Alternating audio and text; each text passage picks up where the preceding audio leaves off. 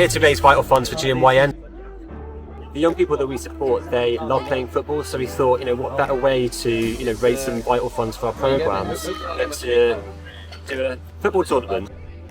Sport often brings out the best in people, and this tournament has really done that. It's really shown just how engaged, how committed, and how generous our community is.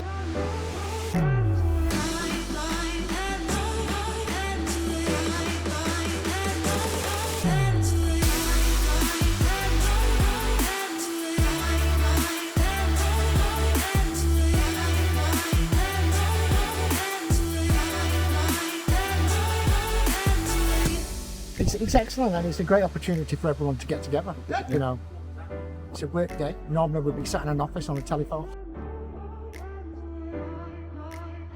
Team's doing fairly well. I think we have 1 win, 2 losses, and 2 wins, 1 loss. But it's more about supporting the young people, really, who are involved in it. Something I'm quite passionate about, and something I know the rest of the team are quite passionate about. There was no youth clubs, etc. There's none of that around anymore. So the more we can support companies like this, the better going forward.